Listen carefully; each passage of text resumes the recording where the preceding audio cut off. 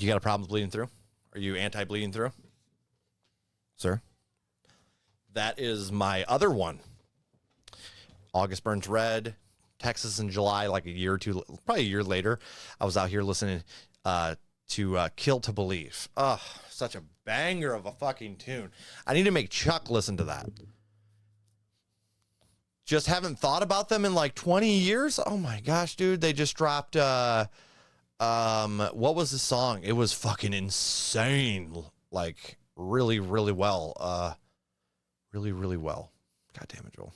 Wartime last year. They dropped a single, Wartime, and fuck. Woo. Yeah, they just got back together. I think they broke up in like 2015, I want to say. It was after the Great Fire album in 2012.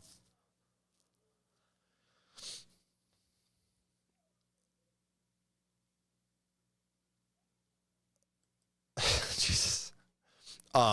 Funny enough, there's a in Sunny, Mac wears a bleeding through shirt at one point in like the first couple seasons. He's wearing his cutoff, his typical cutoff, and it says bleeding through. I fucking found that hilarious.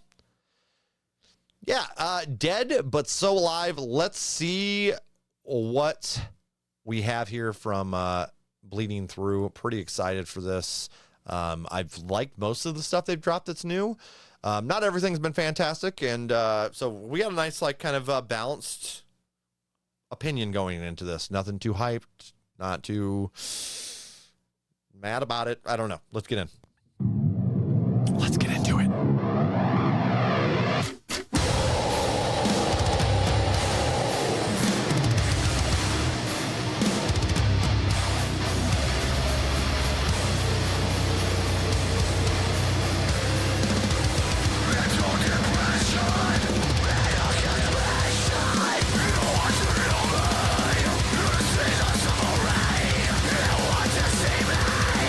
Take a look to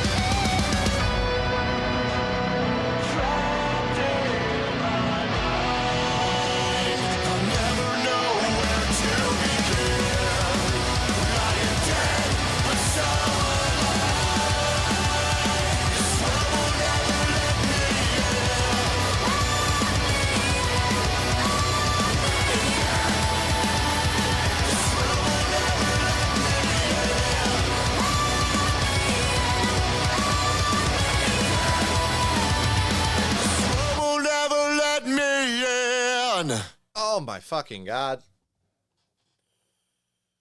I've been saying this shit for years. Bleeding Through needs to utilize the cleans. God damn, do they have some nice cleans.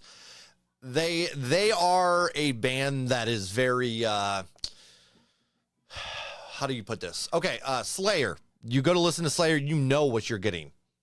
It's all going to have that sound. It's Slayer.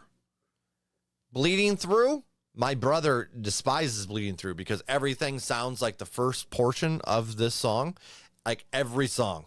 And he's like, there's no rhythm. There's nothing like just giving it a different vibe here. But he did enjoy Kill to Believe, at least I believe to some extent, because of the cleans. I could be remembering that incorrectly. If he was here, if he comes in later, I'll have to ask him.